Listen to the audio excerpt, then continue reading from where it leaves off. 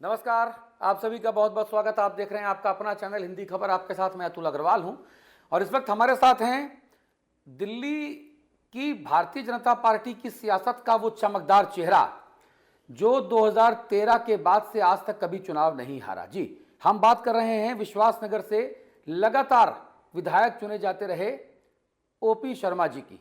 OP जी, बहुत बहुत स्वागत हिंदी खबर पे आपका। धन्यवाद। अच्छा, मैं आपके बारे में पढ़ रहा था तो 2013, 2015, 2020, 2025 ये तो आप लगातार चुनाव जीते हैं, लेकिन मैं शुरुआत करना चाहता हूं तब से जब आप सत्यवती महाविद्यालय कॉलेज में जो है आप चुनाव जीते, फिर आपने दिल्ली यूनिवर्सिटी का चुनाव लड़ा, फिर अरुण जेटली जी के साथ आप काम करने लग गए।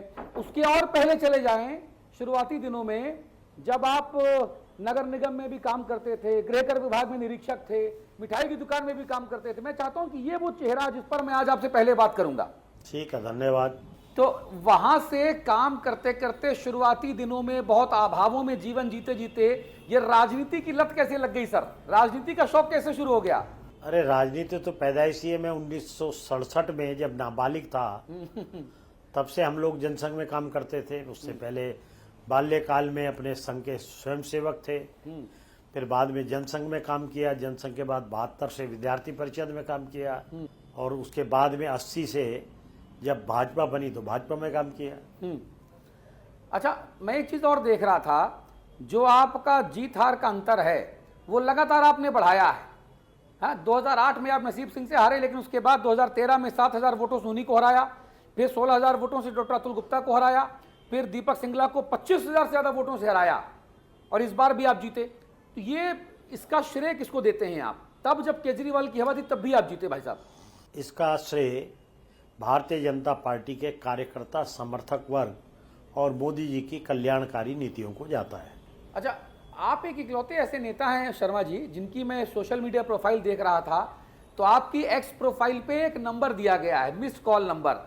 ये क्या है? मतलब 8468959595, मतलब ये क्यों दिया गया है? नहीं, लोग मिस्ड कॉल करते हैं, उनसे बात करते हैं हम लोग, अगर कोई वो होती है तो। हमारे टाइम पर बीजेपी के मेंबरशिप का प्रोग्राम, दूसरे प्रोग्राम चलते, लोगों से एक सतत संपर्क बना रहे, इसलिए संवाद का एक माध्यम है। अच्छा ओम प्रकाश जी, मुझे बताइए कि जो इस बार आप जीते, उस जीत के पीछे के वो मुद्दे कौन कौन से थे जिसपे जनता ने भरोसा करके आपको चौथी बार लगातार इन अ रो आपको जिताया? देखिए, मोदी जी की कल्याणकारी नीति कार्यकर्ताओं ने और समर्थक वर्ग ने जन जन तक पहुंचाई और केजरीवाल के प्रति लोगों की नफरत, यही दिल्ली में भारतीय जनता पार्टी की जीत का आधार बनी और आज दिल्ली में बीजेपी का सीएम बनने जा रहा है। क्या मैं दिल्ली के आगामी मुख्यमंत्री से बात कर रहा हूं? इस विषय में मेरा कुछ कहना बेमानी है। ये आज एक बैठक होने वाली थी भाई साहब, पर वो बैठक जो है टल गई 2 दिन के लिए। इसकी वजह बता सकते हैं या कोई ऐसे इसके संदर्भ में कुछ कहना चाहें आप? ये रूटीन चीजें हैं, पार्टी में बैठक होती हैं, टलती हैं, तो चलता रहता है, ये कोई नई बात नहीं है जी। आज नहीं कल हो जाएगी जी। अच्छा, केजरीवाल और आम आदमी पार्टी की वो 5 बड़ी गलतियां या नाकामियां या खामियां बता दीजिए जिसकी वजह से आज वो पार्टी सत्ता से बाहर हो गई। केजरीवाल का अहंकार, केजरीवाल का भ्रष्टाचार, केजरीवाल के दूसरों के ऊपर मनगढ़ंत आरोप लगाने, जनता के खून पसीने की कमाई को खाना और खा के जेल जाना, तो ये तो सब सारी दुनिया देख रही है। बड़े रोचक अंदाज में बात करते हैं, इसी का परिणाम सामने आया है। बहुत रोचक अंदाज में संवाद करते हैं आप जी। आपकी सरकार की प्रायोरिटी क्या होने जा रही है शर्मा जी? मोदी जी ने दिल्ली की जनता को जो जो कुछ कहा है उन सबको एक समयबद्ध सीमा में भारतीय जनता पार्टी का एक एक एमएलए मिलकर काम करेगा और हम दिल्ली को ऐसी दिल्ली, मेरी दिल्ली, प्यारी दिल्ली, जो जिस दिल्ली के ऊपर मैं गर्व कर सकूं, इस तरह की दिल्ली बनाने का हम सब लोग मिलकर प्रयास करेंगे और सफल होंगे।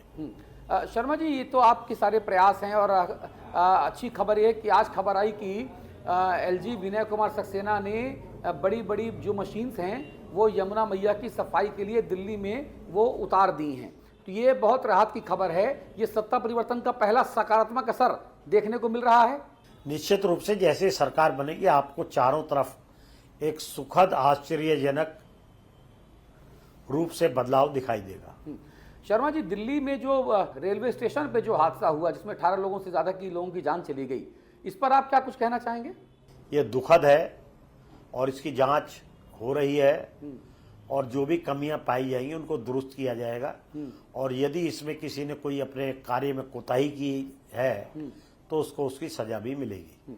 विपक्षी दल और ये जो आरोप लगा रहे परिवार हैं। इसमें हताहत हुए हैं उनके प्रति हमारी संवेदनशीलता है और मैं भगवान से प्रार्थना करता हूं कि उनको शक्ति प्रदान करे कि वो इस आपदा से लड़ने में सक्षम हो। ओपी शर्मा जी, आरोप लगा रहा है विपक्ष की जो रेल मंत्री हैं वो अकर्मण्य हैं, वो अयोग्य हैं, वो अक्षम हैं, लापरवाह हैं, उनका इस्तीफा हो जाना चाहिए। आप क्या कहते हैं इस पर?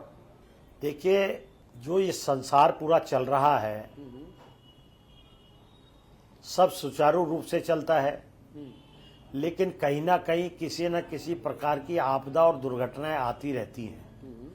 सवाल ये नहीं है कि आपदा आई, सवाल ये है उस आपदा से निपटने के लिए सरकार या रेल मंत्रालय ने कितनी तत्परता दिखाई और तत्परता दिखाकर उसको डैमेज कंट्रोल करने की कोशिश की, इसकी तारीफ की जानी चाहिए।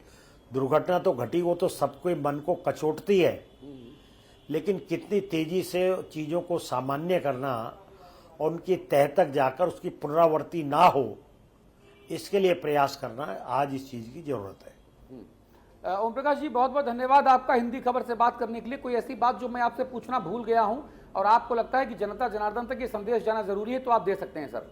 धन्यवाद आपका बहुत बहुत। आपके चैनल के माध्यम से मैं अपने जितने भी कार्यकर्ता और समर्थक वर्ग हैं पूरी दिल्ली में, उन्होंने मोदी जी की नीति को जन जन तक पहुंचाया, इसके लिए आपका बहुत बहुत धन्यवाद। बहुत बहुत शुक्रिया ओपी शर्मा जी, और मैं शुभकामनाएं देता हूं आपको कि आप जनहित में जो विकासोन्मुखी योजनाएं लागू करें वो आपकी भावनाओं के अनुरूप जनता तक पहुंचे और जनता का विश्वास आपके ऊपर और बढ़े। बहुत बहुत धन्यवाद हिंदी खबर से बात करने के लिए। हिंदी खबर पर खबरों का सिलसिला लगातार जारी है। नमस्कार।